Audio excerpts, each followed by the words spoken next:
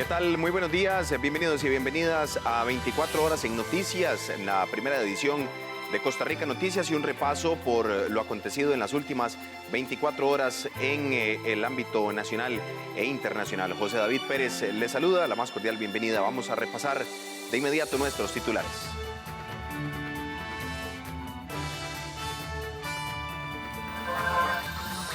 Un bebé prematuro de solo 5 días de nacido se contagió de COVID-19. Río Cuarto de Alajuela se blinda para mantenerse invicto ante los contagios del coronavirus. Menos gasto público y cero alzas salariales del sector público. Así empieza el nuevo jerarca de Hacienda su gestión. Cada día más ciudades se suman a las protestas contra el racismo en los Estados Unidos. Los contagios por coronavirus continúan en aumento. Del domingo hasta ayer lunes se presentaron 28 casos más, con lo cual el acumulado llega a los 1.084. Entre los nuevos enfermos figura un bebé prematuro de apenas 5 días de nacido y quien fue trasladado del Hospital de Liberia al Hospital de Niños. El caso está en estudio para determinar el nexo epidemiológico, pues al parecer ni la madre ni ningún familiar cercano lo contagiaron. A la fecha se reportan 676 recuperados y 398 casos activos del SARS-CoV-2. De estos últimos 18 están hospitalizados, 5 de ellos en cuidados intensivos. El Ministerio de Salud también informó que respecto a los costarricenses repatriados, únicamente se le hará la prueba a los sospechosos de tener el virus. A los demás se les girará la orden sanitaria correspondiente. El Hospital Nacional de Niños se prepara con todo un equipo de especialistas para brindar la atención a un bebé de 5 días de nacido que enfermó por COVID-19. Este lunes el Ministerio de Salud reportó la afectación de un bebé de 5 días de nacido por contagio de COVID-19. Según la directora del Hospital Nacional de Niños, Olga Arguedas, el caso de esta bebé fue reportado el domingo en horas de la noche y se realizaron las coordinaciones con los diferentes especialistas a fin de hacer el traslado de la menor vía aérea o terrestre en cuanto a las condiciones meteorológicas lo permitan. La especialista comentó que la enfermedad en los niños ha sido leve o con pocos síntomas en la mayoría de los casos y que este bebé sería el tercer caso que requiere hospitalización. Estamos haciendo los mejores esfuerzos de coordinación con los especialistas de la región Chorotega para que el traslado y la recepción de este niño en nuestro centro se haga de la mejor manera posible y estamos coordinando con los especialistas de este hospital para poderle brindar la mejor oportunidad de vida a este pequeñito de tan solo 5 días. La directora detalló que en todos los casos pediátricos primero se hace seguimiento epidemiológico. Una enfermera especialista en este campo hace seguimiento telefónico diario a todos los casos menores de 15 años enfermos de COVID-19 en todo el país hasta que se consideren recuperados. Además explicó que los otros 2 menores que requirieron hospitalización ya fueron egresados. Al 31 de mayo se han confirmado 87 pacientes menores de edad por COVID-19. Río Cuarto de Alajuela es uno de los 10 cantones del país que están libres de COVID-19. Los riocuarteños afirman sentirse orgullosos por mantenerse lejos al nuevo coronavirus, pero temen por las consecuencias económicas de las medidas restrictivas del Ministerio de Salud. De los 82 cantones que tiene Costa Rica, solamente 10 se mantienen libres de COVID-19. Se trata de Acosta, Dota, León Cortés, Nandayure, Parrita, Buenos Aires, Matina, San Mateo, Guatuso y Río Cuarto. En Costa Rica Noticias visitamos este último y sin duda estar libres de COVID-19 no relaja a las autoridades de este pueblo, quienes señalan que esta condición no se trata de suerte, sino de disciplina. Todo es un cúmulo de acciones que nos llenan a nosotros de orgullo nacional por ser un cantón tan joven, comunicación estrecha con el Ministerio de Salud. Hemos tenido, claro que sí, casos sospechosos, pero gracias a Dios hasta el día de hoy no tenemos casos positivos de COVID-19 y eso nos llena muchísimo de orgullo, pero también nos compromete aún más para que nuestra población mantenga esa disciplina y ese respeto. Hemos tenido, y hay que decirlo y aprovechar el medio del Sistema Nacional de Radio y Televisión para decirle a la gente que hemos tenido ya algunas denuncias de algunos centros de ventas de licores y de supermercados donde se aglomera ya mucha gente. En el municipio relatan que trabajan en conjunto con las autoridades de salud, la Caja y Seguridad para evitar que los casos de los cantones vecinos lleguen a Río Cuarto. Actualmente ellos colindan con Alajuela, que ha tenido 88 casos, San Carlos con 44 casos, Valverde Vega con 8 casos y Sarapiquí con 3 casos, 143 en total. De ellos, 112 son recuperados, se mantiene 28 casos activos y 3 lamentables fallecimientos. Por su parte, en materia comercial y económica, los vecinos y empresarios de la zona afirman que sí se han visto golpeados por las medidas sanitarias del Ministerio de Salud, pero confían que esto protegerá su salud. Las ventas bajaron un poco, lo que eran ventas de comida para animales, como perritos, gatitos y todo lo demás. Anexo a eso, la gente al principio como que no querían venir, no salían de sus casas y ahora hay momentos en que hay que decirles, no, quédense ahí, hay mucha gente, respeten el espacio, porque vienen toda semana, por decirlo así. Y nada, hasta el momento aquí vamos. Ahora hay que tener más precaución porque ya están apareciendo casos en pueblos vecinos, en Pital y todo lo demás, y llegar acá por Pital es muy rápido. Orgullosísimos de que nos cuidamos. En el negocio, fatal, muy caído a través de esto. Hace 3 meses para acá, sobreviviendo, apenas como manteniéndonos a ver si logramos salir, pero sí muy duro. Bendecidos porque aquí estamos y no hemos cerrado ninguno aquí hasta el momento, pero sí duro. Yo pienso que hemos tenido que tomar algunas medidas como no dejar acumular mucha gente dentro del negocio. Hemos tenido que poner lavamanos, alcohol en gel y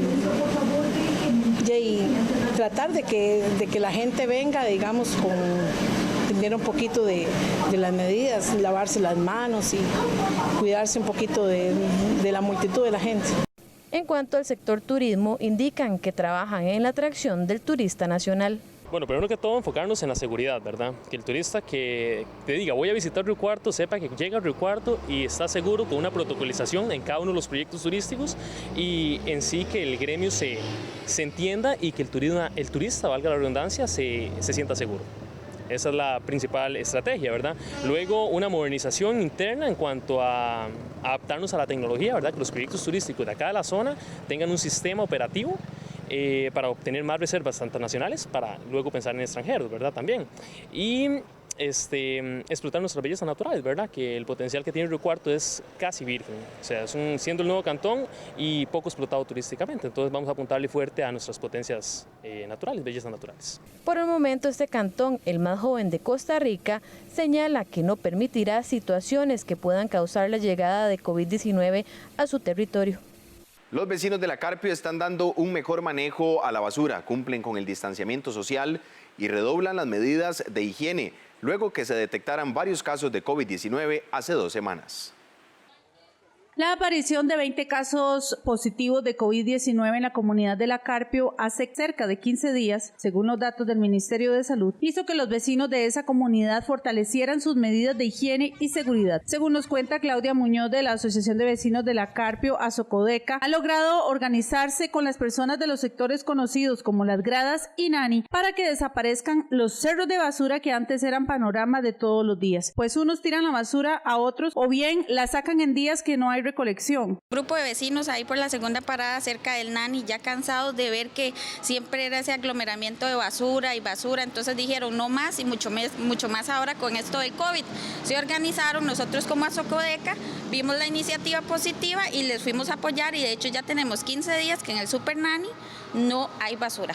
Por otra parte, están en comunicación directa con los encargados del EVAIS y a través de redes sociales hacen llegar información oficial a los habitantes de la ciudadela, además de ayudar con víveres a las familias afectadas por el COVID-19, ya sea a nivel laboral o bien por contagio. Sí, nosotros como asociación hemos ayudado ya a varias familias, tanto afectadas por el COVID en efecto del trabajo, ¿verdad?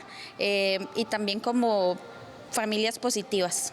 La líder comunal explicó que no tienen reportes que hayan ingresado personas inmigrantes irregulares en los últimos días. Además, los mismos vecinos están alerta ante la llegada de personas ajenas a la comunidad.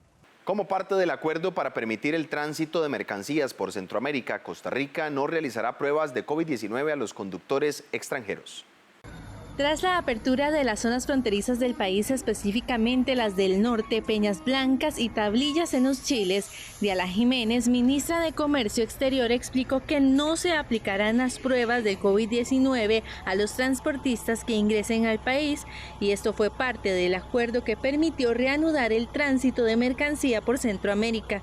Esta propuesta fue avalada por el Consejo de Ministerios de Integración Económica de Centroamérica, COMIECO, y la Federación Centroamericana de Transportes, FECATRANS. A los nacionales y extranjeros con residencia sí se les aplicará esta prueba. Por su parte, los transportistas extranjeros solo podrán estar en el país por un lapso de 5 días con orden sanitaria, al igual que las empresas que recibirán los productos. La Dirección General de Aduanas del Ministerio de Hacienda se encargará de autorizar el tránsito y supervisará mediante GPS. Si no se cumplen con los 5 días, se exponen a una sanción. Posteriormente se establece cuál va a ser la ruta que va a tomar ese transportista, cuál va a ser el almacén fiscal de los 27 almacenes fiscales que ya tenemos autorizados a lo largo del país, a lo largo y ancho del país, y que pueden ir en aumento, y se le hace un rastreo ya sea por GPS o por alguna escolta que se le pueda dar en caso de no optar por el GPS. En el tránsito va a haber puntos específicos identificados por la Comisión Nacional de Emergencia para que puedan tomar sus descansos. Los almacenes fiscales, como se proyecta al lado derecho de la pantalla, tienen necesidades básicas instaladas y preparadas para atender a los señores conductores que vienen a hacer su descanso. También tiene que hacer tomar alimentos y, por supuesto, dejar la carga. Los 5 días de permanencia en territorio nacional son obligatorios. Ahora bien, ¿qué ocurre si algún conductor tiene un problema que no es posible evitar, ya sea de fuerza mayor o que no se pueda, que tenga más bien una justificación? Ahí la sanción no se le aplicaría. Daniel Salas, ministro de Salud, cuestionó la confiabilidad de realizar estas pruebas a los transportistas como justificante a la decisión de eliminarlas. Hace como tal vez una semana y media, 2 semanas, yo había explicado que el asunto de haber hecho pruebas en transportistas nos sirvió mucho para también ver qué estaba pasando con ellos, cómo estaba la dinámica. Pero con la prueba PCR, usted le hace una prueba al transportista en el momento que entra en la frontera y usted en ese momento puede ser que él salga negativo. Pero perfectamente 3 horas después le vuelvo a hacer la prueba, 6 horas después le vuelvo a hacer la prueba, digamos que salgo otra vez negativo, 3 horas después le vuelvo a hacer la prueba, sale positivo, y agarro a 100 y así puedo estar haciendo ese tipo de pruebas, y obviamente pues no es que vamos a estar haciendo pruebas a cada rato porque eso no es logísticamente fiable, no es algo que se puede hacer. En tránsitos internacionales se continuará realizando un convoy de seguridad con paradas en puntos específicos para satisfacer necesidades, según confirmó Michael Soto, ministro de Seguridad. Los conductores deberán informar a las autoridades si llegan a presentar síntomas o si se enteran de que estuvieron en contacto con personas infectadas. A esta hora hacemos una pausa comercial y ya regresamos con más información en 24 horas en Noticias. Recuerde visitarnos también en nuestras redes sociales, Facebook y Twitter. Nos encuentra como @CINARNoticias para que se mantenga informado con nosotros. Ya volvemos.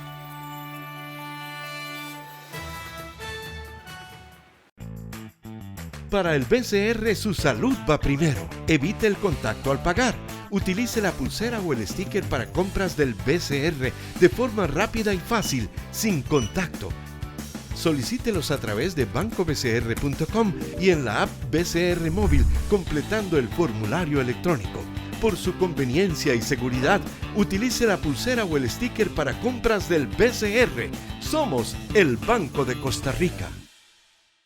Hola, ¿qué tal? Mi nombre es Adrián Naranjo y soy parte del equipo de producción de 13 Costa Rica Televisión. A diario nos llegan mensajes de apoyo, informaciones de iniciativas gubernamentales, empresariales que buscan adaptarse y sobrevivir. Historias innovadoras y esperanzadoras de personas que luchan por encontrar soluciones en estos tiempos de cambio. Y son precisamente esos esfuerzos los que vamos a compartir acá, en este programa Soluciones del 13. Los esperamos entonces todos los días justo después de la conferencia de prensa del Ministerio de Salud, aquí en 13 Costa Rica Televisión y 101.5 Costa Rica Radio. Esta semana en Código 13, el programa de tecnología de CINAR Costa Rica Medios. Vamos a tener una entrevista de fondo con una experta que nos explica recomendaciones específicas para evitar ser víctimas de fraude y también de secuestros a la hora de utilizar una aplicación para ligar. Y además, una madre se pudo volver a reencontrar con su hija que falleció hace 3 años gracias a la realidad virtual. Te esperamos. Código 13. Acceso a la tecnología.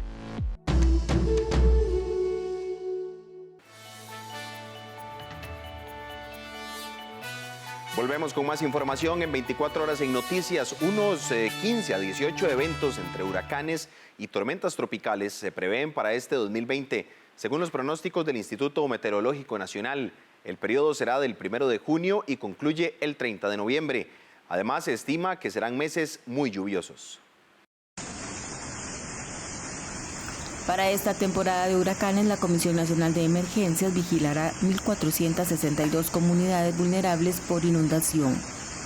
De acuerdo con el director del Instituto Meteorológico Nacional, Werner Stoll, la época de lluvia estará acompañada de fuertes aguaceros localizados y altas temperaturas. Stoll aseguró que se presentarán entre 15 y 18 sistemas.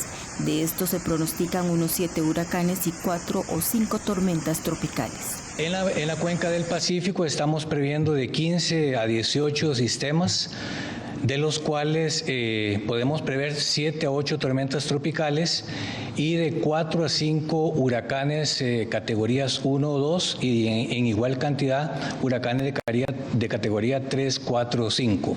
Es decir, que la temporada de huracanes en esta región, en el Pacífico, va a ser una temporada muy activa y por ende el IMN, además de monitorear la cuenca del Atlántico, va a tener un monitoreo muy estricto de lo que es la cuenca del Pacífico porque eventualmente podríamos tener algún tipo de afectación debido a este tipo de sistemas.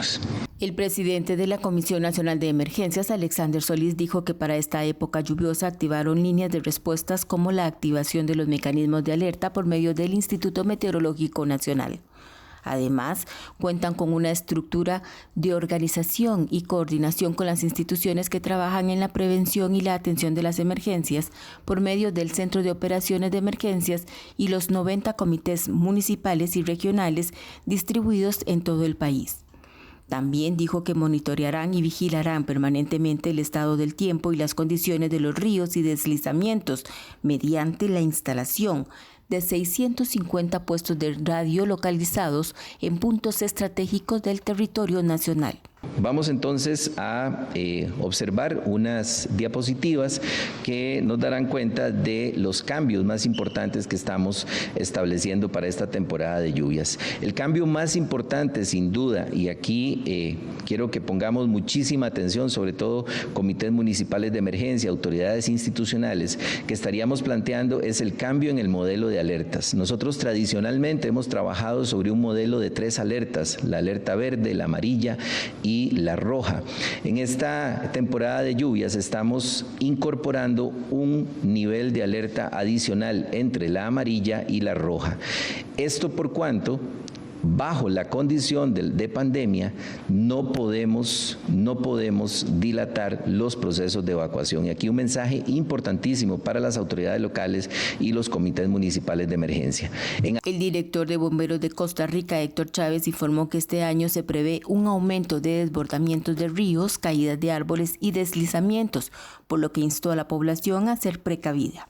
Ahora que estamos de cara a la temporada lluviosa, sabemos que hay muchos de los elementos en la cadena de una emergencia, de un desastre, que pueden prevenirse. Se pueden tomar muchas acciones correctivas a nivel urbano y también a nivel rural. A nivel urbano podemos hacer mucho con el tema de las alcantarillas que se taquean, con el tema indudablemente de cómo responder a nivel de barrio cuando las emergencias de este tipo se desarrollan. Nosotros, particularmente el Cuerpo de Bomberos, en esta época atendemos 1000 emergencias. Creemos que con el escenario que se está planteando de mayor incidencia este año, más el tema de la pandemia, las emergencias van a aumentar. El director de la Cruz Roja costarricense, Glauco Quesada, instó a la población a mantener las canoas limpias, a no tirar basura, estar informados y mantener un plan familiar. Que la Cruz Roja costarricense ha estado trabajando en un espacio de preparación que tiene 3 grandes dimensiones: una dimensión institucional, una dimensión en el Sistema Nacional de Gestión de Riesgo y otra como miembro del Movimiento Internacional de la Cruz Roja y la Media Luna Roja. En la parte institucional hemos estado en la parte de preparación, al igual que ya ha sido anunciado ahora por don Alex y al igual que nuestros colegas los bomberos, tratando de actualizar, de alinear todos nuestros instrumentos de trabajo a los nuevos protocolos y a las nuevas disposiciones para poder mejorar y eficientizar esta coordinación y esta respuesta. La Comisión Nacional de Emergencias mantendrá el manejo de albergues mediante la coordinación de los comités locales de emergencias. Además, preparó 54 bodegas y un inventario y trabajará de la mano con las instituciones para rescatar a los damnificados y atender emergencias. La depresión tropical Amanda dejó este fin de semana a su paso por El Salvador al menos 14 personas fallecidas, más de 1.200 familias refugiadas en 4 departamentos y 900 viviendas dañadas. Recortar el gasto público y congelar el aumento salarial en el sector público por 4 años son las 2 primeras acciones del nuevo ministro de Hacienda, Elian Villegas, en su primer día de trabajo en esa cartera. Azocarse la faja con los gastos del gobierno. Esta es la iniciativa del nuevo ministro de Hacienda, Elian Villegas, quien asumió funciones este 1 de junio. Villegas, quien anteriormente fungiese como presidente ejecutivo del Instituto Nacional de Seguros, presentó en sus primeras horas de trabajo un nuevo presupuesto extraordinario ante la Asamblea Legislativa.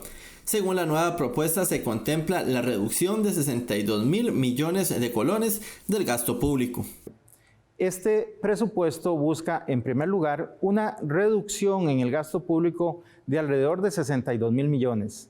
Es importante recordar que en meses pasados había sido aprobada otra reducción por el orden de los 70.000 millones, con lo cual ya el monto total andaría en alrededor de 130.000 millones de colones.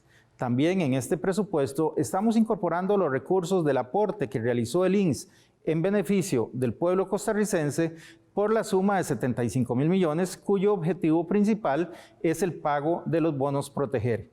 Villegas además explicó que en este presupuesto se incorpora el pago de 33.000 millones de colones del empréstito por 380 millones de dólares del Banco Centroamericano para el Desarrollo con la Agencia Francesa para el Desarrollo, aprobado por la Asamblea Legislativa, que tiene como destino la Caja Costarricense del Seguro Social a fin de solventar la disminución de ingresos por la caída de contribuyentes a la seguridad social durante la pandemia.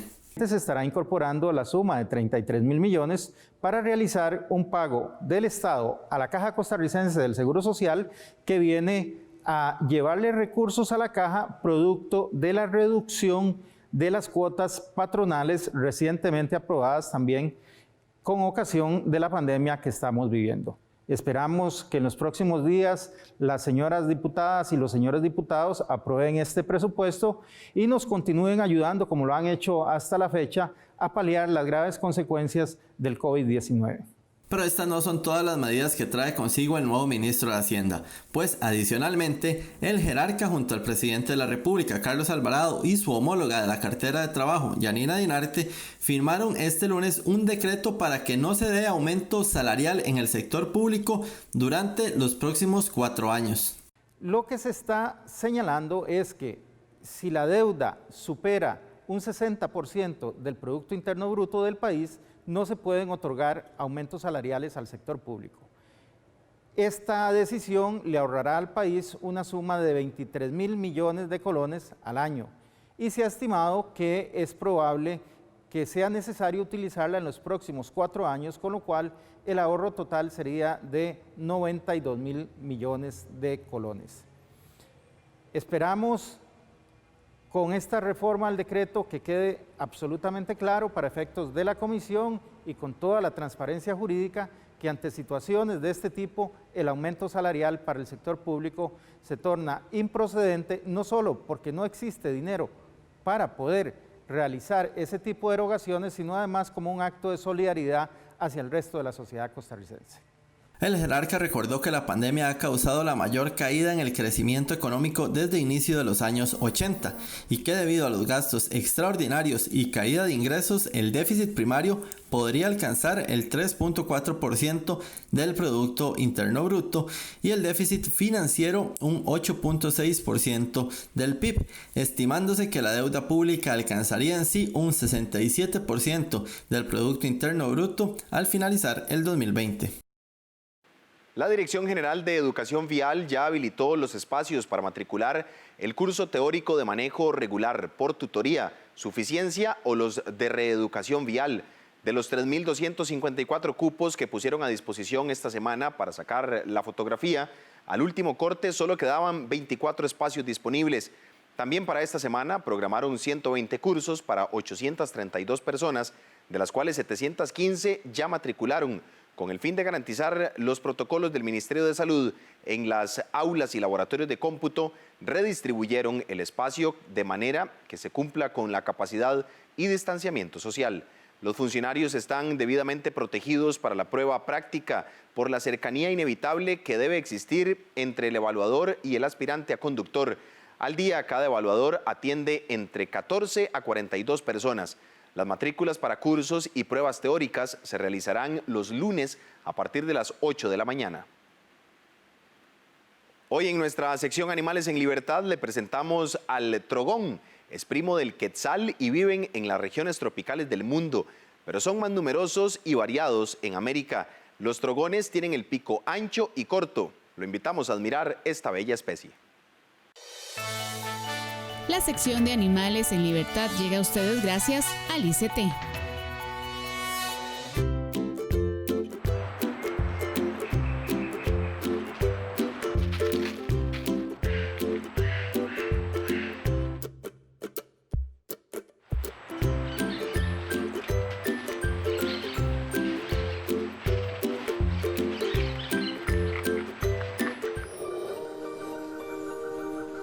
Les presentamos al trongón violaceus. Es un ave de tierras bajas que utiliza avisperos, termiteros y hormigas para anidar. Su nombre significa frutero violeta y deriva del griego trongón, que come frutas, y del latín violaceus, de color violeta. Esta especie mide entre 23 y 25 centímetros y pesa de 38 a 57 gramos. El macho tiene el pico azul grisáceo pálido. Tiene un anillo ocular amarillo pálido y desde la cabeza hasta la parte media del pecho es azul violeta, con máscara y garganta negra. Su cola es relativamente corta de color azul violeta, punteada de negro por encima. Habita México, Belice, El Salvador, Honduras, Nicaragua, Costa Rica, Panamá, Colombia, Perú y Venezuela. Se reproduce entre marzo y julio en toda su área de distribución. En cada anidación ponen de 2 a 3 huevos. Los polluelos tardan en desarrollarse al menos 17 días y son alimentados con insectos y frutas. El ICT le presentó la sección Animales en Libertad.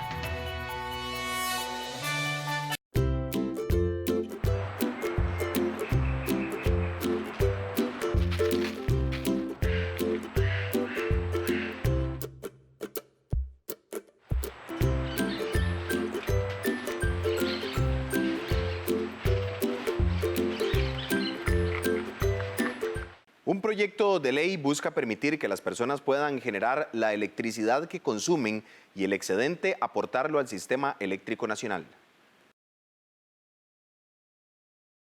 Se trata de la iniciativa Ley para la Promoción y Regulación de los Recursos Energéticos Distribuidos a partir de fuentes renovables, que propone generar la legislación que el país no tiene para promulgar los recursos energéticos. Establece la creación de un fondo de energías renovables y la generación distribuida comunal compartida, que ayudaría a las 7.500 familias que no tienen acceso a la electricidad en nuestro país. a los recursos energéticos distribuidos, que va más allá de la simple generación distribuida, por ejemplo, fotovoltaica.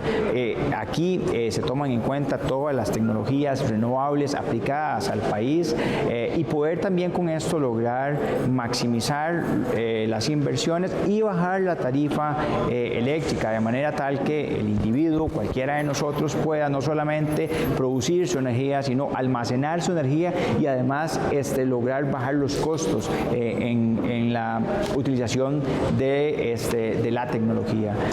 Según los diputados proponentes, con este proyecto las personas, empresas e industrias podrán generar la electricidad que consumen a partir de fuentes renovables como la solar, biomasa o gasificación, y el excedente lo podrán aportar al sistema eléctrico nacional, lo que representaría en el mediano plazo una disminución de las tarifas. Toda la energía renovable tiene que ser a través de hidroeléctricas, entonces donde no hay proyectos de esta naturaleza tan grande, la tarifa, evidentemente el costo de la electrificación va a disminuir, además de que yo voy a generar lo que voy a consumir. Y evidentemente eso va a hacer que en las proyecciones internacionales, en países en donde ya nos llevan pues bastantes años adelante en cuanto a esto, se pueda reducir hasta en un 50%. Esa es una de las características principales de este proyecto que acabamos de presentar. El proyecto se presentó a la corriente legislativa este 1 de junio.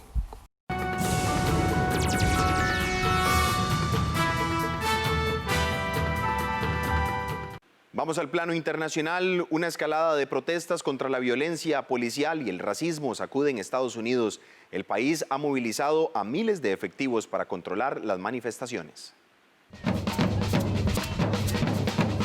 Las vidas negras importan. No puedo respirar. Justicia para Floyd. Estas consignas volvieron a inundar las calles de una decena de ciudades estadounidenses la tarde y noche del sábado, a pesar de los toques de queda decretados para detener los disturbios que estallaron tras la muerte de un hombre negro a manos de la policía el lunes. George Floyd, de 46 años, murió en Minnesota después de que el policía Derek Chauvin lo mantuviera contra el suelo durante casi 9 minutos arrodillado sobre su cuello.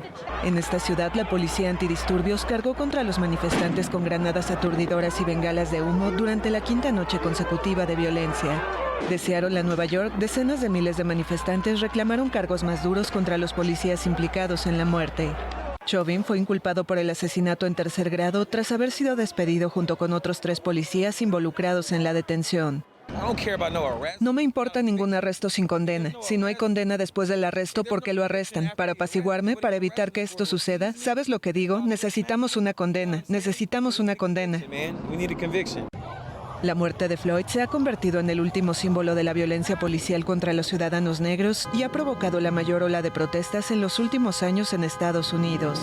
También hubo choques entre manifestantes y la policía en Los Ángeles, Chicago, Filadelfia y Atlanta, entre otras. Hay gente en el mundo que es atacada por el color de su piel, que es atacada por a quien aman y por lo que defienden. No podemos dejar que siga pasando, no está bien. Estamos por todos, estamos por la gente que no puede defenderse. Por eso los defiendo, por eso estoy aquí.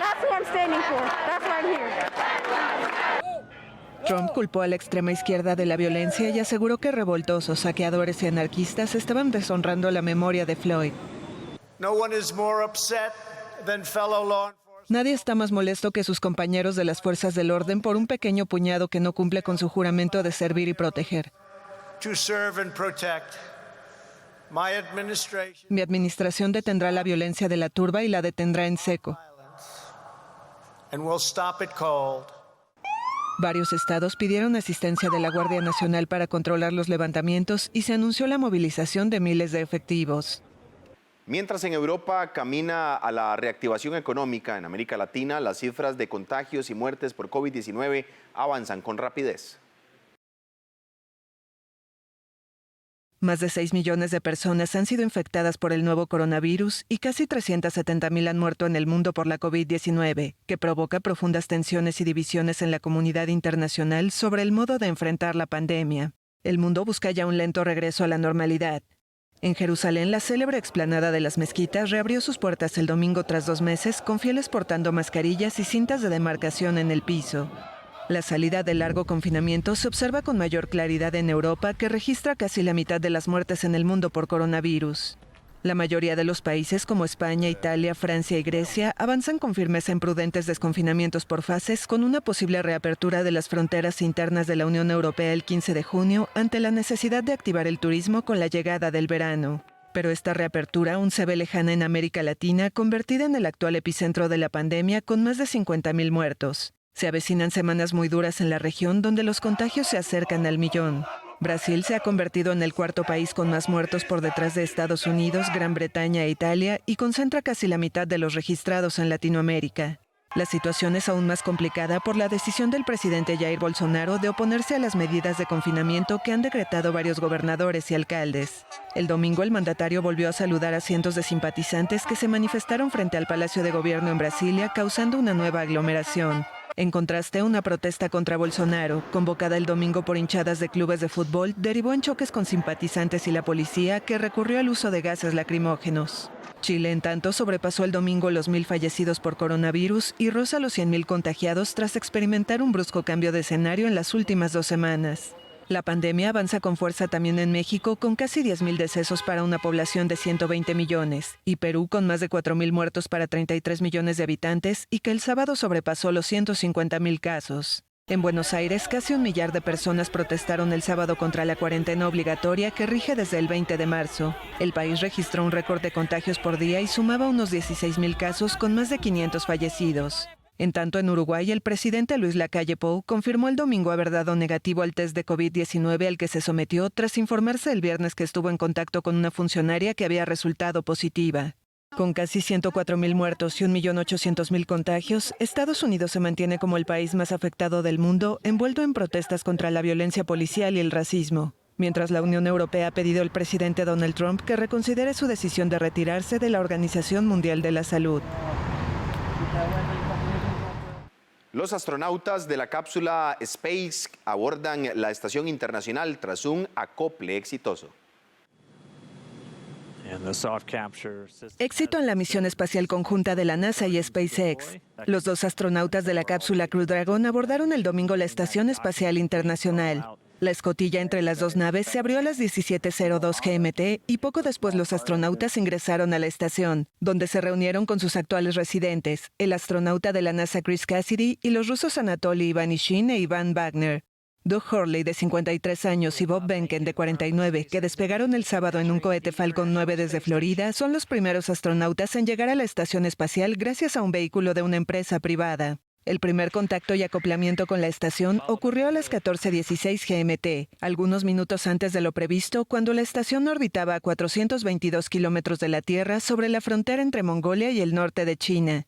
El viaje de la cápsula fue de unas 19 horas a velocidades de 28.000 kilómetros por hora, previo alineamiento con el plano orbital de la estación espacial y una delicada maniobra de desaceleramiento para acoplarse. Se trata de la primera vez en casi una década que una nave estadounidense tripulada logra completar esta maniobra, ahora con colaboración de empresas privadas. La misión llamada Demo 2 pone fin al monopolio gubernamental de los viajes espaciales y, como ensayo final, permite a la NASA certificar a la cápsula para realizar a partir de ahora misiones tripuladas regulares. El presidente estadounidense Donald Trump volvió a mencionar su intención de volver a posar un astronauta estadounidense en la Luna en 2024 y de concretar una eventual misión tripulada a Marte. El Papa se dirigió a unas 1.500 personas dispersadas en la Plaza de San Pedro. Es su primera aparición con público después del confinamiento. El Papa Francisco volvió a dirigirse a los fieles en el Vaticano durante la celebración de Pentecostés.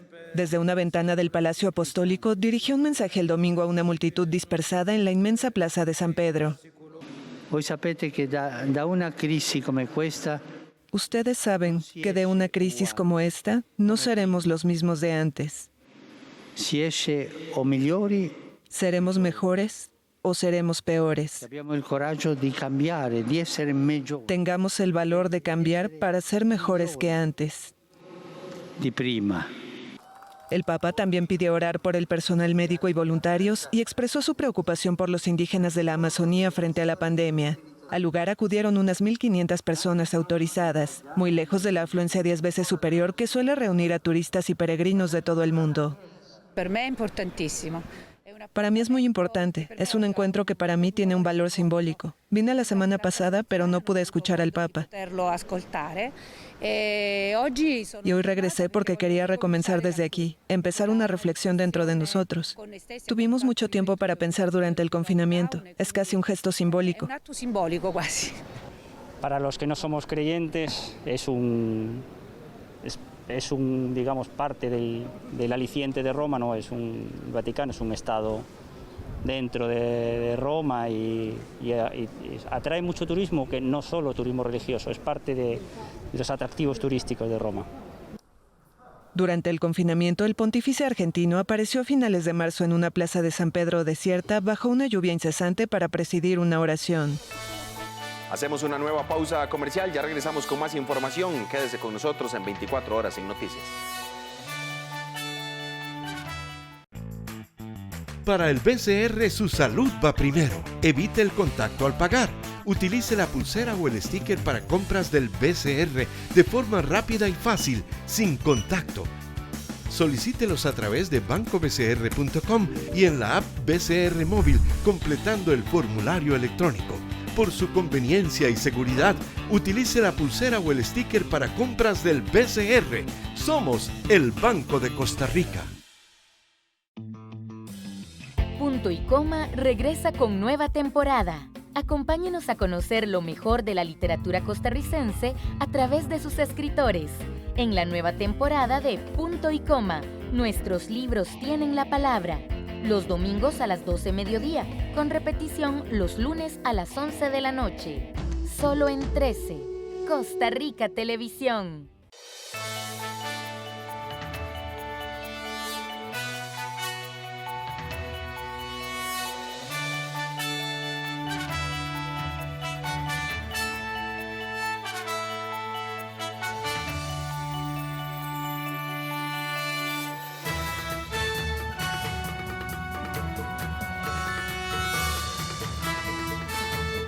¿Qué tal? Muy buenos días, bienvenidos y bienvenidas a 24 horas en Noticias, en la primera edición de Costa Rica Noticias y un repaso por lo acontecido en las últimas 24 horas en el ámbito nacional e internacional. José David Pérez les saluda, la más cordial bienvenida. Vamos a repasar de inmediato nuestros titulares.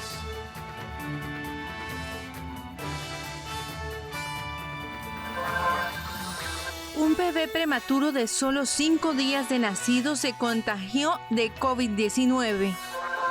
Río Cuarto de Alajuela se blinda para mantenerse invicto ante los contagios del coronavirus. Menos gasto público y cero alzas salariales del sector público. Así empieza el nuevo jerarca de Hacienda su gestión. Cada día más ciudades se suman a las protestas contra el racismo en los Estados Unidos. Los contagios por coronavirus continúan en aumento. Del domingo hasta ayer lunes se presentaron 28 casos más, con lo cual el acumulado llega a los 1.084. Entre los nuevos enfermos figura un bebé prematuro de apenas 5 días de nacido y quien fue trasladado del Hospital de Liberia al Hospital de Niños. El caso está en estudio para determinar el nexo epidemiológico, pues al parecer ni la madre ni ningún familiar cercano lo contagiaron. A la fecha se reportan 676 recuperados y 398 casos activos del SARS-CoV-2. De estos últimos 18 están hospitalizados, 5 de ellos en cuidados intensivos. El Ministerio de Salud también informó que respecto a los costarricenses repatriados, únicamente se le hará la prueba a los sospechosos de tener el virus. A los demás se les girará la orden sanitaria correspondiente. El Hospital Nacional de Niños se prepara con todo un equipo de especialistas para brindar la atención a un bebé de 5 días de nacido que enfermó por COVID-19. Este lunes el Ministerio de Salud reportó la afectación de un bebé de 5 días de nacido por contagio de COVID-19. Según la directora del Hospital Nacional de Niños, Olga Arguedas, el caso de esta bebé fue reportado el domingo en horas de la noche y se realizaron las coordinaciones con los diferentes especialistas a fin de hacer el traslado de la menor vía aérea o terrestre en cuanto las condiciones meteorológicas lo permitan. La especialista comentó que la enfermedad en los niños ha sido leve o con pocos síntomas en la mayoría de los casos y que este bebé sería el tercer caso que requiere hospitalización. Estamos haciendo los mejores esfuerzos de coordinación con los especialistas de la región Chorotega para que el traslado y la recepción de este niño en nuestro centro se haga de la mejor manera posible, y estamos coordinando con los especialistas de este hospital para poderle brindar la mejor oportunidad de vida a este pequeñito de tan solo 5 días. La directora detalló que en todos los casos pediátricos primero se hace seguimiento epidemiológico. Una enfermera especialista en este campo hace seguimiento telefónico diario a todos los casos menores de 15 años enfermos de COVID-19 en todo el país hasta que se consideren recuperados. Además explicó que los otros 2 menores que requirieron hospitalización ya fueron egresados. Al 31 de mayo se han confirmado 87 pacientes menores de edad por COVID-19. Río Cuarto de Alajuela es uno de los 10 cantones del país que están libres de COVID-19.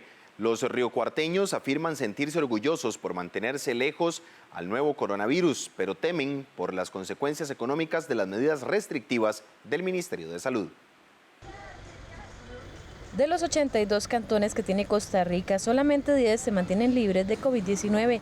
Se trata de Acosta, Dota, León Cortés, Nandayure, Parrita, Buenos Aires, Matina, San Mateo, Guatuso y Río Cuarto. En Costa Rica Noticias visitamos este último y sin duda estar libres de COVID-19 no relaja a las autoridades de este pueblo, quienes señalan que esta condición no se trata de suerte, sino de disciplina. Todo es un cúmulo de acciones que nos llenan a nosotros de orgullo nacional por ser un cantón tan joven, comunicación estrecha con el Ministerio de Salud.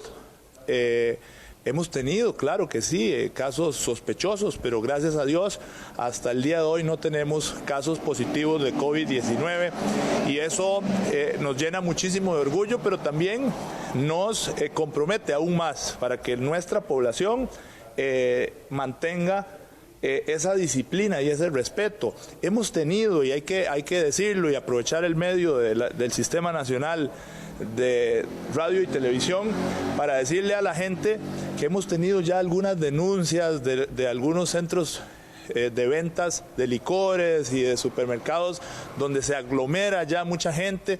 En el municipio relatan que trabajan en conjunto con las autoridades de salud, la Caja y Seguridad para evitar que los casos de los cantones vecinos lleguen a Río Cuarto.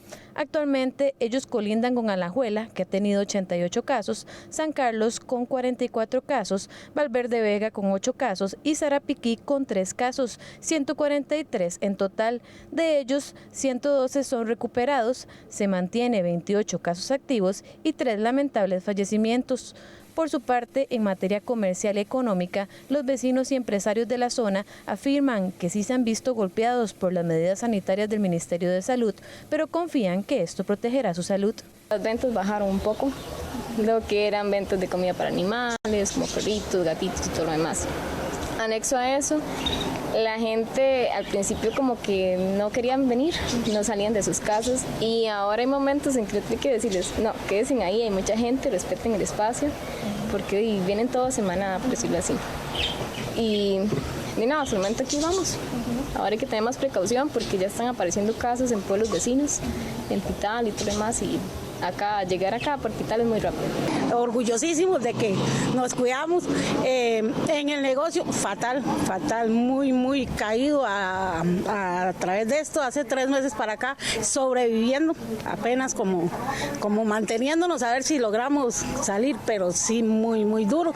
Bendecidos porque aquí estamos y no hemos cerrado ninguno aquí hasta el momento, pero sí duro. Yo pienso que hemos tenido que tomar algunas medidas como no dejar acumular mucha gente dentro del negocio. Hemos tenido que poner lavamanos, alcohol en gel y tratar de que la gente venga, digamos, con tener un poquito de las medidas, lavarse las manos y cuidarse un poquito de la multitud de la gente. En cuanto al sector turismo, indican que trabajan en la atracción del turista nacional. Bueno, primero que todo enfocarnos en la seguridad, ¿verdad? Que el turista que te diga voy a visitar Río Cuarto, sepa que llega a Río Cuarto y está seguro con una protocolización en cada uno de los proyectos turísticos y en sí que el gremio se entienda y que el turista, valga la redundancia, se sienta seguro. Esa es la principal estrategia, ¿verdad? Luego, una modernización interna en cuanto a adaptarnos a la tecnología, ¿verdad? Que los proyectos turísticos de acá de la zona tengan un sistema operativo para obtener más reservas tanto nacionales, para luego pensar en extranjeros, ¿verdad? También. Y explotar nuestras bellezas naturales, ¿verdad? Que el potencial que tiene Río Cuarto es casi virgen, o sea, siendo el nuevo cantón y poco explotado turísticamente, entonces vamos a apuntarle fuerte a nuestras potencias naturales, bellezas naturales. Por el momento este cantón, el más joven de Costa Rica, señala que no permitirá situaciones que puedan causar la llegada de COVID-19 a su territorio. Los vecinos de la Carpio están dando un mejor manejo a la basura, cumplen con el distanciamiento social y redoblan las medidas de higiene, luego que se detectaran varios casos de COVID-19 hace 2 semanas. La aparición de 20 casos positivos de COVID-19 en la comunidad de La Carpio hace cerca de 15 días, según los datos del Ministerio de Salud, hizo que los vecinos de esa comunidad fortalecieran sus medidas de higiene y seguridad. Según nos cuenta Claudia Muñoz de la Asociación de Vecinos de La Carpio, Asocodeca, ha logrado organizarse con las personas de los sectores conocidos como Las Gradas y Nani para que desaparezcan los cerros de basura que antes eran panorama de todos los días, pues unos tiran la basura a otros o bien la sacan en días que no hay recolección. Grupo de vecinos ahí por la segunda parada cerca del Nani, ya cansados de ver que siempre era ese aglomeramiento de basura y basura, entonces dijeron no más y mucho más ahora con esto del COVID. Se organizaron, nosotros como Asocodeca vimos la iniciativa positiva y les fuimos a apoyar y de hecho ya tenemos 15 días que en el Super Nani no hay basura.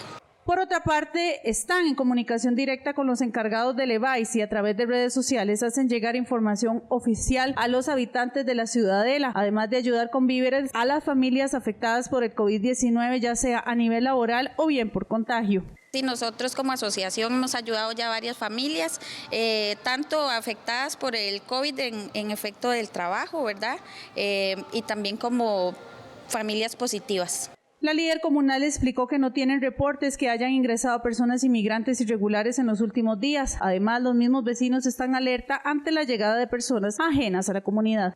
Como parte del acuerdo para permitir el tránsito de mercancías por Centroamérica, Costa Rica no realizará pruebas de COVID-19 a los conductores extranjeros. Tras la apertura de las zonas fronterizas del país, específicamente las del norte, Peñas Blancas y Tablillas en los Chiles, Diala Jiménez, ministra de Comercio Exterior, explicó que no se aplicarán las pruebas del COVID-19 a los transportistas que ingresen al país, y esto fue parte del acuerdo que permitió reanudar el tránsito de mercancía por Centroamérica. Esta propuesta fue avalada por el Consejo de Ministerios de Integración Económica de Centroamérica, COMIECO, y la Federación Centroamericana de Transportes, FECATRANS. A los nacionales y extranjeros con residencia sí se les aplicará esta prueba. Por su parte, los transportistas extranjeros solo podrán estar en el país por un lapso de 5 días con orden sanitaria, al igual que las empresas que recibirán los productos. La Dirección General de Aduanas del Ministerio de Hacienda se encargará de autorizar el tránsito y supervisará mediante GPS. Si no se cumplen con los 5 días, se exponen a una sanción. Posteriormente se establece cuál va a ser la ruta que va a tomar ese transportista, cuál va a ser el almacén fiscal de los 27 almacenes fiscales que ya tenemos autorizados a lo largo del país, a lo largo y ancho del país y que pueden ir en aumento, y se le hace un rastreo ya sea por GPS o por alguna escolta que se le pueda dar en caso de no optar por el GPS. En el tránsito va a haber puntos específicos identificados por la Comisión Nacional de Emergencia para que puedan tomar sus descansos. Los almacenes fiscales, como se proyecta al lado derecho de la pantalla, tienen necesidades básicas instaladas y preparadas para atender a los señores conductores que vienen a hacer su descanso. También tiene que hacer también tomar alimentos y, por supuesto, dejar la carga. Los 5 días de permanencia en territorio nacional son obligatorios. Ahora bien, ¿qué ocurre si algún conductor tiene un problema que no es pues posible evitar, ya sea de fuerza mayor o que no se pueda, pues que tenga más bien una justificación? Ahí la sanción no se le aplicaría. Daniel Salas, ministro de Salud, cuestionó la confiabilidad de realizar estas pruebas a los transportistas como justificante a la decisión de eliminarlas.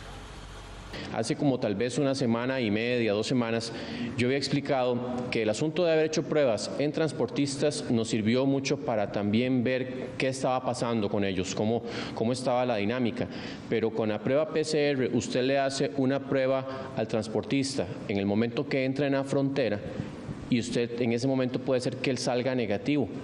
Pero perfectamente 3 horas después le vuelvo a hacer la prueba, 6 horas después le vuelvo a hacer la prueba, sale, digamos que salgo otra vez negativo, 3 horas después le vuelvo a hacer la prueba, sale positivo y agarro a 100 y así puedo estar haciendo ese tipo de pruebas y obviamente pues no es que vamos a estar haciendo pruebas a cada rato porque eso no es logísticamente ¿verdad? Fiable, no es algo que se puede hacer. En tránsitos internacionales se continuará realizando un convoy de seguridad con paradas en puntos específicos para satisfacer necesidades, según confirmó Michael Soto, ministro de Seguridad.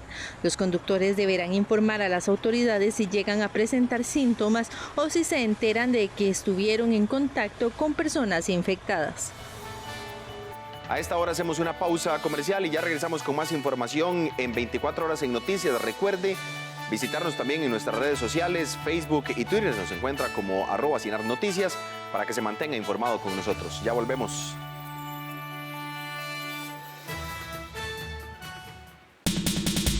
Me lavo las manos con agua y jabón, con agua y jabón, con agua y jabón.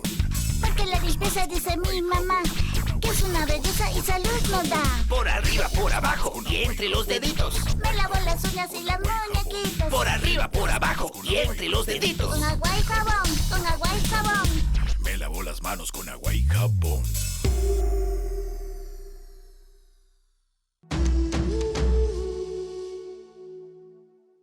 Costa Rica es pura vida. Costa Rica es. Este 31 de mayo se conmemoró el Día Mundial Sin Tabaco. Este martes tendremos este tema para que ustedes nos acompañen aquí en nuestro espacio. ¿Por qué es tan malo y debería dejar de utilizarlo? Eso le vamos a contar también. No se lo puede perder, 8 en punto de la mañana. Costa Rica, una voz que entona un canto libre y la esperanza tejiendo al futuro.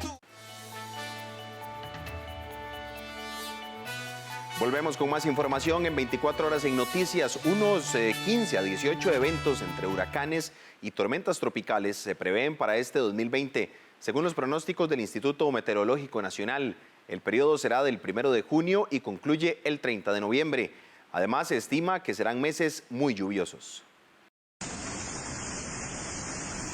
Para esta temporada de huracanes, la Comisión Nacional de Emergencias vigilará 1.462 comunidades vulnerables por inundación. De acuerdo con el director del Instituto Meteorológico Nacional, Werner Stoll, la época de lluvia estará acompañada de fuertes aguaceros localizados y altas temperaturas. Stoll aseguró que se presentarán entre 15 y 18 sistemas. De estos se pronostican unos 7 huracanes y 4 o 5 tormentas tropicales. En la cuenca del Pacífico estamos previendo de 15 a 18 sistemas, de los cuales podemos prever 7 a 8 tormentas tropicales y de 4 a 5 huracanes categorías 1 o 2 y en igual cantidad huracanes de categoría 3, 4 o 5. Es decir, que la temporada de huracanes en esta región, en el Pacífico, va a ser una temporada muy activa y por ende el IMN, además de monitorear la cuenca del Atlántico, va a tener un monitoreo muy estricto de lo que es la cuenca del Pacífico porque eventualmente podríamos tener algún tipo de afectación debido a este tipo de sistemas. El presidente de la Comisión Nacional de Emergencias, Alexander Solís, dijo que para esta época lluviosa activaron líneas de respuestas como la activación de los mecanismos de alerta por medio del Instituto Meteorológico Nacional. Además, cuentan con una estructura de organización y coordinación con las instituciones que trabajan en la prevención y la atención de las emergencias por medio del Centro de Operaciones de Emergencias y los 90 comités municipales y regionales distribuidos en todo el país. También dijo que monitorearán y vigilarán permanentemente el estado del tiempo y las condiciones de los ríos y deslizamientos mediante la instalación de 650 puestos de radio localizados en puntos estratégicos del territorio nacional. Vamos entonces a observar unas diapositivas que nos darán cuenta de los cambios más importantes que estamos estableciendo para esta temporada de lluvias. El cambio más importante, sin duda, y aquí quiero que pongamos muchísima atención, sobre todo comités municipales de emergencia, autoridades institucionales, que estaríamos planteando es el cambio en el modelo de alertas. Nosotros tradicionalmente hemos trabajado sobre un modelo de 3 alertas, la alerta verde, la amarilla y la roja. En esta temporada de lluvias estamos incorporando un nivel de alerta adicional entre la amarilla y la roja. Esto por cuanto, bajo la condición de pandemia, no podemos dilatar los procesos de evacuación. Y aquí un mensaje importantísimo para las autoridades locales y los comités municipales de emergencia. El director de Bomberos de Costa Rica, Héctor Chávez, informó que este año se prevé un aumento de desbordamientos de ríos, caídas de árboles y deslizamientos, por lo que instó a la población a ser precavida. Ahora que estamos de cara a la temporada lluviosa, sabemos que hay muchos de los elementos en la cadena de una emergencia, de un desastre, que pueden prevenirse. Se pueden tomar muchas acciones correctivas a nivel urbano y también a nivel rural. A nivel urbano podemos hacer mucho con el tema de las alcantarillas que se taquean, con el tema indudablemente de cómo responder a nivel de barrio cuando las emergencias de este tipo se desarrollan. Nosotros, particularmente el Cuerpo de Bomberos, en esta época atendemos 1000 emergencias. Creemos que con el escenario que se está planteando de mayor incidencia este año, más el tema de la pandemia, las emergencias van a aumentar. El director de la Cruz Roja costarricense, Glauco Quesada, instó a la población a mantener las canoas limpias, a no tirar basura, estar informados y mantener un plan familiar. La Cruz Roja costarricense ha estado trabajando en un espacio de preparación que tiene 3 grandes dimensiones: una dimensión institucional, una dimensión en el Sistema Nacional de Gestión de Riesgo y otra como miembro del Movimiento Internacional de la Cruz Roja y la Media Luna Roja. En la parte institucional hemos estado en la parte de preparación, al igual que ya ha sido anunciado ahora por don Alex y al igual que nuestros colegas los bomberos, tratando de actualizar, de alinear todos nuestros instrumentos de trabajo a los nuevos protocolos y a las nuevas disposiciones para poder mejorar y eficientizar esta coordinación y esta respuesta. La Comisión Nacional de Emergencias mantendrá el manejo de albergues mediante la coordinación de los comités locales de emergencias. Además, preparó 54 bodegas y un inventario y trabajará de la mano con las instituciones para rescatar a los damnificados y atender emergencias. La depresión tropical Amanda dejó este fin de semana a su paso por El Salvador al menos 14 personas fallecidas, más de 1.200 familias refugiadas en 4 departamentos y 900 viviendas dañadas. Recortar el gasto público y congelar el aumento salarial en el sector público por 4 años son las 2 primeras acciones del nuevo ministro de Hacienda, Elian Villegas, en su primer día de trabajo en esa cartera. Azocarse la faja con los gastos del gobierno. Esta es la iniciativa del nuevo ministro de Hacienda, Elian Villegas, quien asumió funciones este 1 de junio. Villegas, quien anteriormente fungiese como presidente ejecutivo del Instituto Nacional de Seguros, presentó en sus primeras horas de trabajo un nuevo presupuesto extraordinario ante la Asamblea Legislativa. Según la nueva propuesta, se contempla la reducción de 62.000 millones de colones del gasto público.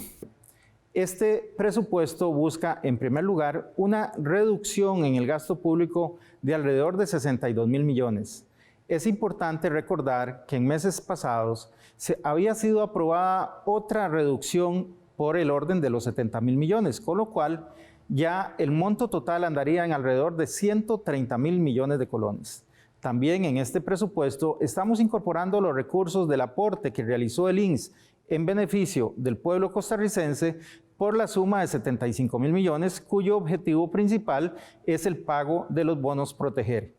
Villegas además explicó que en este presupuesto se incorpora el pago de 33.000 millones de colones del empréstito por 380 millones de dólares del Banco Centroamericano para el Desarrollo con la Agencia Francesa para el Desarrollo, aprobado por la Asamblea Legislativa, que tiene como destino la Caja Costarricense del Seguro Social a fin de solventar la disminución de ingresos por la caída de contribuyentes a la seguridad social durante la pandemia. Se estará incorporando la suma de 33.000 millones para realizar un pago del Estado a la Caja Costarricense del Seguro Social que viene a llevarle recursos a la Caja producto de la reducción de las cuotas patronales recientemente aprobadas también con ocasión de la pandemia que estamos viviendo. Esperamos que en los próximos días las señoras diputadas y los señores diputados aprueben este presupuesto y nos continúen ayudando, como lo han hecho hasta la fecha, a paliar las graves consecuencias del COVID-19. Pero estas no son todas las medidas que trae consigo el nuevo ministro de Hacienda, pues adicionalmente el jerarca junto al presidente de la República, Carlos Alvarado, y su homóloga de la cartera de trabajo, Yanina Dinarte, firmaron este lunes un decreto para que no se dé aumento salarial en el sector público durante los próximos 4 años. Lo que se está señalando es que si la deuda supera un 60% del Producto Interno Bruto del país, no se pueden otorgar aumentos salariales al sector público. Esta decisión le ahorrará al país una suma de 23.000 millones de colones al año y se ha estimado que es probable que sea necesario utilizarla en los próximos 4 años, con lo cual el ahorro total sería de 92.000 millones de colones.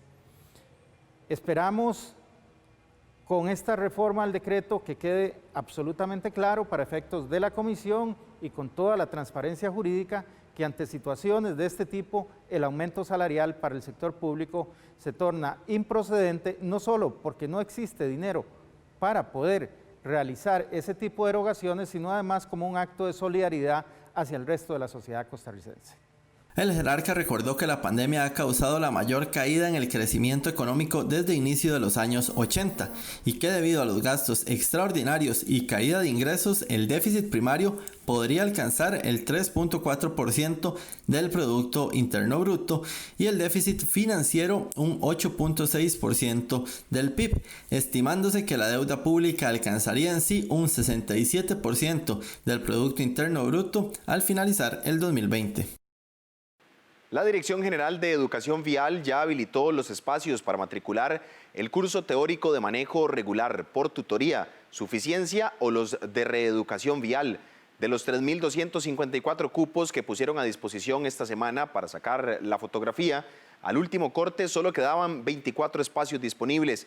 También para esta semana programaron 120 cursos para 832 personas, de las cuales 715 ya matricularon, con el fin de garantizar los protocolos del Ministerio de Salud en las aulas y laboratorios de cómputo, redistribuyeron el espacio de manera que se cumpla con la capacidad y distanciamiento social.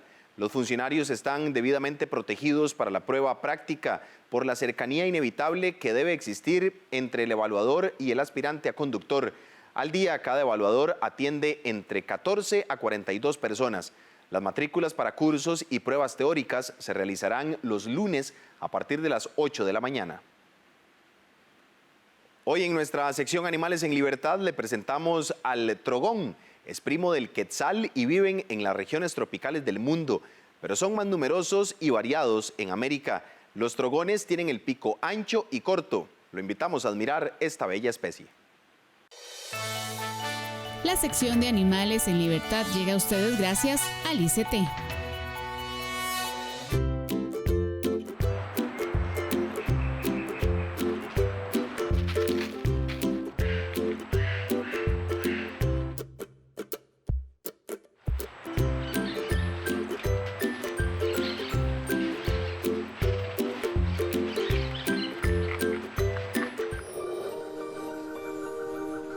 Les presentamos al trogón violaceus. Es un ave de tierras bajas que utiliza avisperos, termiteros y hormigas para anidar. Su nombre significa frutero violeta y deriva del griego trongón, que come frutas, y del latín violaceus, de color violeta.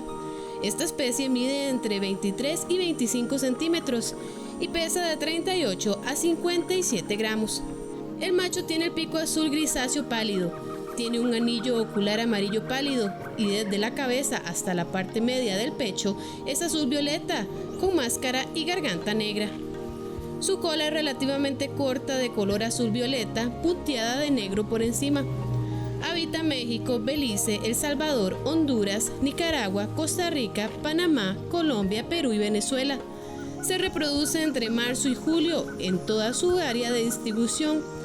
En cada anidación ponen de 2 a 3 huevos. Los polluelos tardan en desarrollarse al menos 17 días y son alimentados con insectos y frutas. El ICT le presentó la sección Animales en Libertad.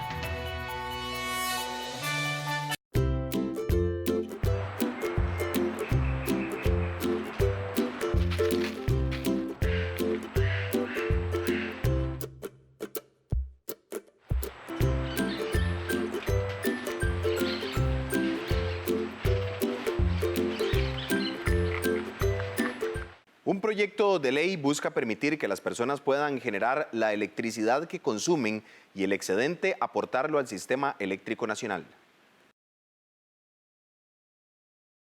Se trata de la iniciativa Ley para la Promoción y Regulación de los Recursos Energéticos Distribuidos a partir de fuentes renovables, que propone generar la legislación que el país no tiene para promulgar los recursos energéticos.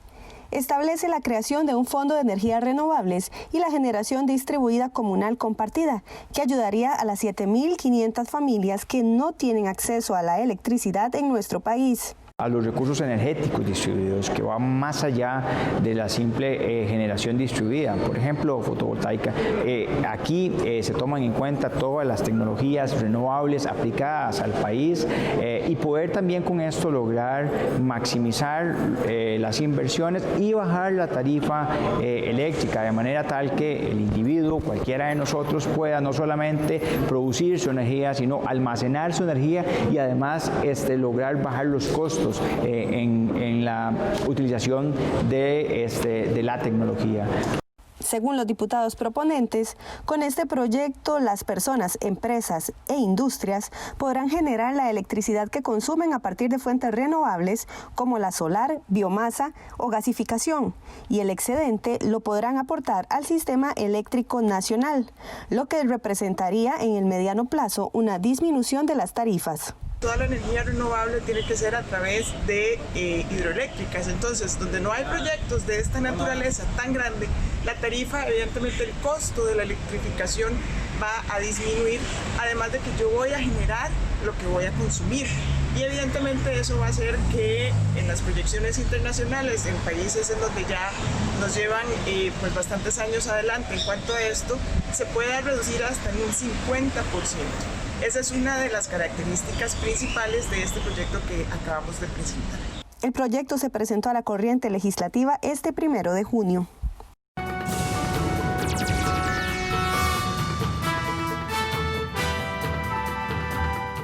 Vamos al plano internacional. Una escalada de protestas contra la violencia policial y el racismo sacude en Estados Unidos. El país ha movilizado a miles de efectivos para controlar las manifestaciones. Las vidas negras importan. No puedo respirar. Justicia para Floyd. Estas consignas volvieron a inundar las calles de una decena de ciudades estadounidenses la tarde y noche del sábado, a pesar de los toques de queda decretados para detener los disturbios que estallaron tras la muerte de un hombre negro a manos de la policía el lunes. George Floyd, de 46 años, murió en Minnesota después de que el policía Derek Chauvin lo mantuviera contra el suelo durante casi 9 minutos arrodillado sobre su cuello.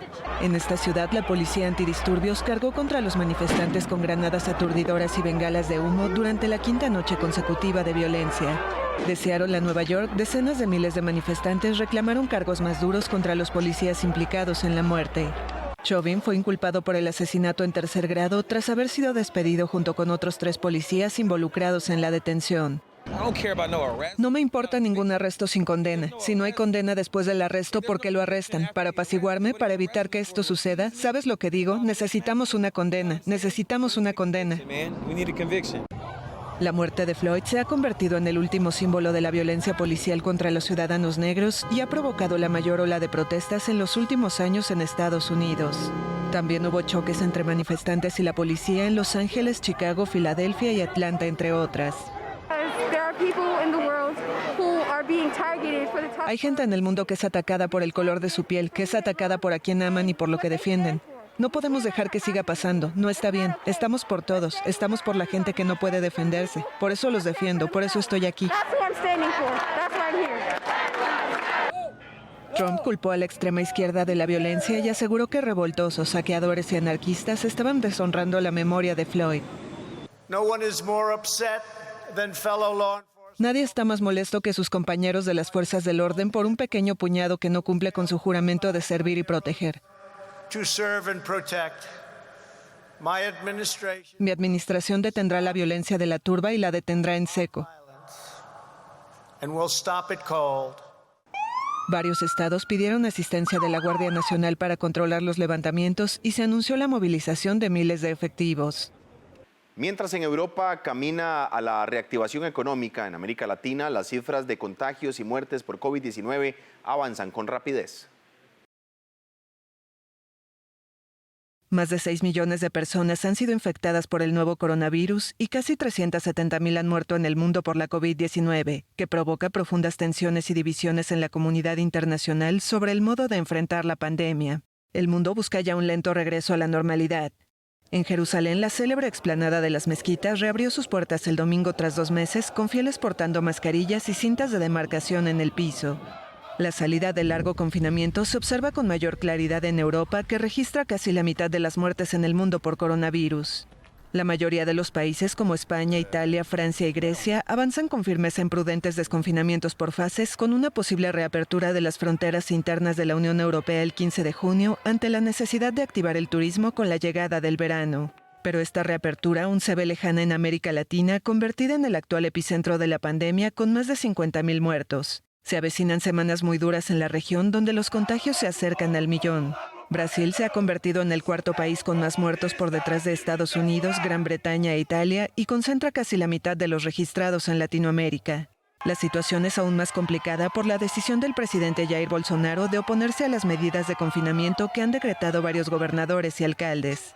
El domingo el mandatario volvió a saludar a cientos de simpatizantes que se manifestaron frente al Palacio de Gobierno en Brasilia, causando una nueva aglomeración. En contraste, una protesta contra Bolsonaro, convocada el domingo por hinchadas de clubes de fútbol, derivó en choques con simpatizantes y la policía, que recurrió al uso de gases lacrimógenos. Chile, en tanto, sobrepasó el domingo los 1,000 fallecidos por coronavirus y roza los 100,000 contagiados tras experimentar un brusco cambio de escenario en las últimas 2 semanas. La pandemia avanza con fuerza también en México, con casi 10,000 decesos para una población de 120 millones, y Perú con más de 4,000 muertos para 33 millones de habitantes y que el sábado sobrepasó los 150,000 casos. En Buenos Aires, casi 1 millar de personas protestaron el sábado contra la cuarentena obligatoria que rige desde el 20 de marzo. El país registró un récord de contagios por día y sumaba unos 16,000 casos con más de 500 fallecidos. En tanto, en Uruguay, el presidente Luis Lacalle Pou confirmó el domingo haber dado negativo al test de COVID-19 al que se sometió tras informarse el viernes que estuvo en contacto con una funcionaria que había resultado positiva. Con casi 104,000 muertos y 1,800,000 contagios, Estados Unidos se mantiene como el país más afectado del mundo, envuelto en protestas contra la violencia policial y el racismo. Mientras la Unión Europea ha pedido al presidente Donald Trump que reconsidere su decisión de retirarse de la Organización Mundial de la Salud. Los astronautas de la cápsula Space abordan la estación internacional tras un acople exitoso. Éxito en la misión espacial conjunta de la NASA y SpaceX. Los 2 astronautas de la cápsula Crew Dragon abordaron el domingo la Estación Espacial Internacional. La escotilla entre las 2 naves se abrió a las 17:02 GMT y poco después los astronautas ingresaron a la estación, donde se reunieron con sus actuales residentes, el astronauta de la NASA Chris Cassidy y los rusos Anatoly Ivanishin e Ivan Wagner. Doug Hurley, de 53 años, y Bob Behnken, de 49, que despegaron el sábado en un cohete Falcon 9 desde Florida, son los primeros astronautas en llegar a la estación espacial gracias a un vehículo de una empresa privada. El primer contacto y acoplamiento con la estación ocurrió a las 14:16 GMT, algunos minutos antes de lo previsto, cuando la estación orbitaba a 422 kilómetros de la Tierra sobre la frontera entre Mongolia y el norte de China. El viaje de la cápsula fue de unas 19 horas a velocidades de 28.000 kilómetros por hora, previo alineamiento con el plano orbital de la estación espacial y una delicada maniobra de desaceleramiento para acoplarse. Se trata de la primera vez en casi una década que una nave estadounidense tripulada logra completar esta maniobra, ahora con colaboración de empresas privadas. La misión llamada Demo 2 pone fin al monopolio gubernamental de los viajes espaciales y, como ensayo final, permite a la NASA certificar a la cápsula para realizar a partir de ahora misiones tripuladas regulares. El presidente estadounidense Donald Trump volvió a mencionar su intención de volver a posar un astronauta estadounidense en la Luna en 2024 y de concretar una eventual misión tripulada a Marte. El Papa se dirigió a unas 1.500 personas dispersadas en la Plaza de San Pedro. Es su primera aparición con público después del confinamiento. El Papa Francisco volvió a dirigirse a los fieles en el Vaticano durante la celebración de Pentecostés. Desde una ventana del Palacio Apostólico dirigió un mensaje el domingo a una multitud dispersada en la inmensa Plaza de San Pedro. Ustedes saben que de una crisis como esta no seremos los mismos de antes. ¿Seremos mejores o seremos peores? Tengamos el valor de cambiar para ser mejores que antes. El Papa también pidió orar por el personal médico y voluntarios y expresó su preocupación por los indígenas de la Amazonía frente a la pandemia. Al lugar acudieron unas 1.500 personas autorizadas, muy lejos de la afluencia 10 veces superior que suele reunir a turistas y peregrinos de todo el mundo. Para mí es muy importante. Es un encuentro que para mí tiene un valor simbólico. Vine la semana pasada, pero no pude escuchar al Papa. Y hoy regresé porque quería recomenzar desde aquí, empezar una reflexión dentro de nosotros. Tuvimos mucho tiempo para pensar durante el confinamiento. Es casi un gesto simbólico. Para los que no somos creyentes, es un digamos, parte del aliciente de Roma, ¿no? El Vaticano es un estado dentro de Roma y atrae mucho turismo, que no solo turismo religioso, es parte de los atractivos turísticos de Roma. Durante el confinamiento, el pontífice argentino apareció a finales de marzo en una plaza de San Pedro desierta bajo una lluvia incesante para presidir una oración. Hasta aquí la información en 24 horas sin noticias. Lo esperamos al mediodía en nuestra edición de Costa Rica Noticias. Y por supuesto lo invitamos a que se siga informando en nuestras plataformas digitales, en Facebook, en Twitter, en Instagram también, para que pueda compartir con nosotros la información y además estar atento a lo que se genera en el campo noticioso nacional e internacional. Que pasen feliz día.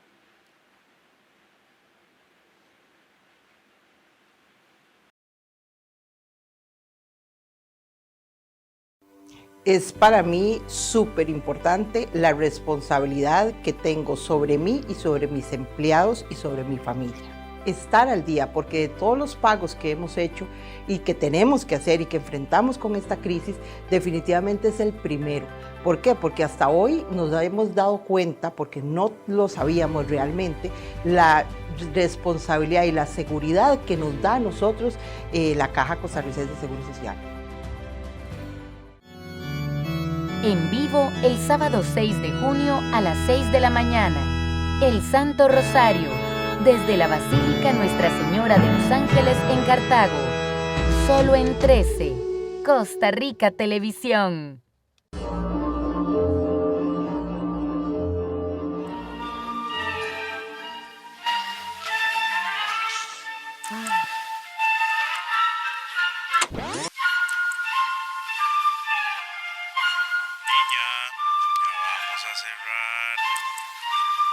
Disculpe, señor, ya me voy a ir.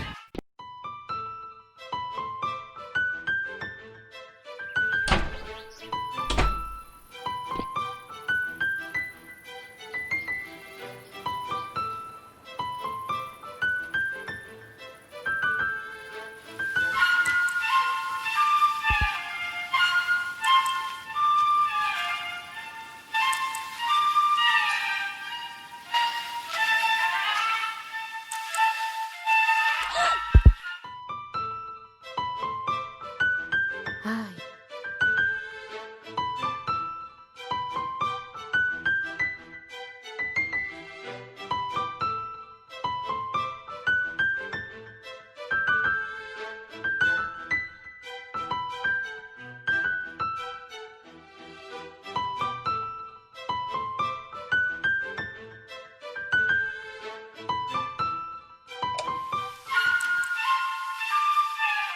Maggie, ya es tarde, debes descansar para mañana.